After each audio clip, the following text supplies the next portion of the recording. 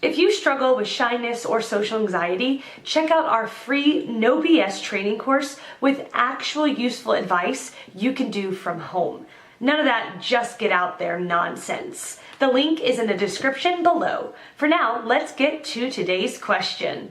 The question, how do I fight my shyness? Answer by Ed Stanfield. Most people get shyness and introversion mixed up. Here's a clip from Susan Cain's website. Bill Gates is quiet and bookish, but apparently unfazed by others' opinions of him. Has an introvert, but not shy. Barbra Streisand has an outgoing, larger-than-life personality, who also battles with a paralyzing case of stage fright. She's a shy extrovert. Shyness is the fear of negative judgment, and introversion is a preference for quiet, minimally stimulating environments. Some people have a little, or a lot, of both. One of my huge pet peeves is the comment about a child.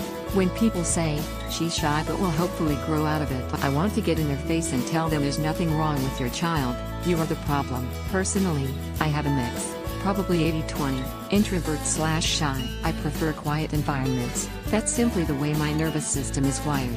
I find parties and social gatherings exhausting, but I know sometimes it's required, so I psych myself up and get through them, more or less pretending to be outgoing, wearing that mask. When I get home I'm drained. But sometimes you need to play the role. Years ago, this bothered me. I thought, why can't I be like those people that get energized by social gatherings? But I don't care anymore to give a damn. I'm happy with my nature. The world needs quiet people just like it needs extroverts. Can you imagine what it would be like if we were all the same? As for my 20% shyness, fear of negative judgment, I care a little about how others judge me, but less and less as time passes. The benefit of maturity, I guess. So, I don't give much of a damn about that either. We waste too much time on worry if you asked me. Check out Cain's book Quiet.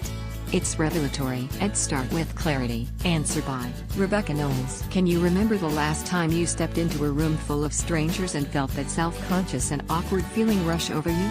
Or that heart-thumping moment when you wanted to ask someone on a date, but were too shy to do so? Or wanting to approach someone for business, but was too hesitant to actually do it?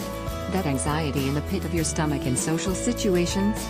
Does it always feel like something is holding you back? Full source, How to Overcome Shyness, the ultimate 3-step guide. Moldita. Recognize that the world is not looking at you. Besides, most people are too busy looking at themselves. Instead of watching yourself as if you were other people, bring your awareness inwards. Armed with your understanding of what makes you shy, seek within yourself and become the observing presence of your thoughts. Self-awareness is the first step towards any change or life improvement. Practice appreciating yourself and liking the unique expression that is you. Write a love letter to yourself. Do things you enjoy. Give gratitude for your body and its effortless functions. Spend quality time getting to know yourself. Go on a self-date. Rather than focusing on your awkwardness in social situations, focus on other people and what they have to say.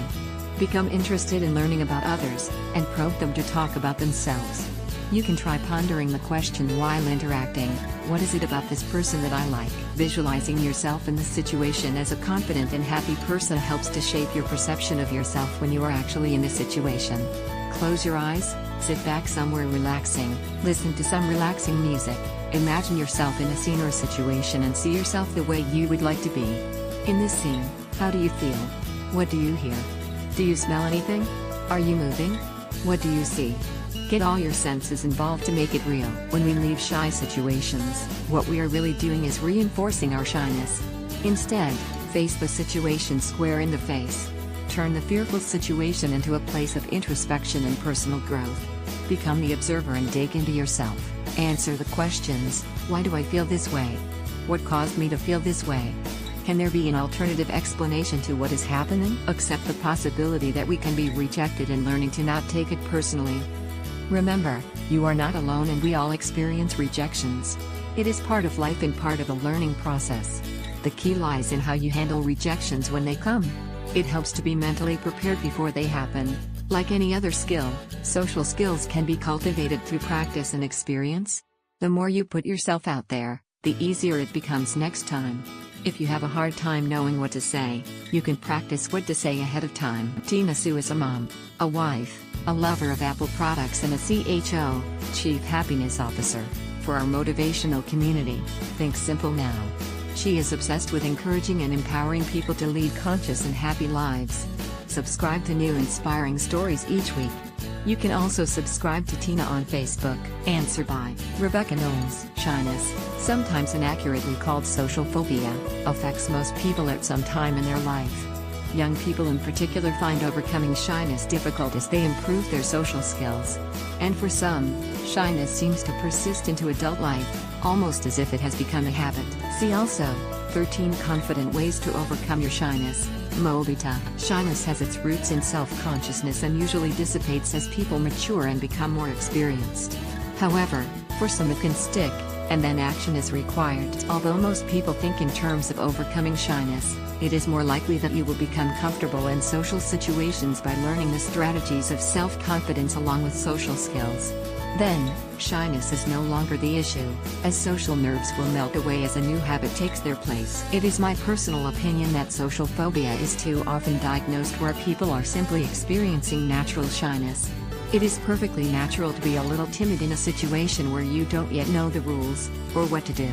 In fact, most people experience some degree of nerves when, say, going to meet friends, especially if it is somewhere they haven't been before, or someone new will be there. But we have to be very careful not to assume that there is something wrong with this. Social nerves are natural, as long as they don't get out of hand.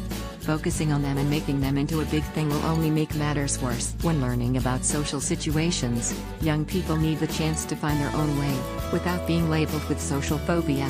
This is not to say that social phobia does not exist. I know it does because I have worked with people suffering from it. However, in the vast majority of cases, the solution is social skills training, and perhaps relaxation and rehearsal, rather than drugs. If a person can maintain a degree of calmness in a situation, then they are much more likely to be able to learn about how the situation works.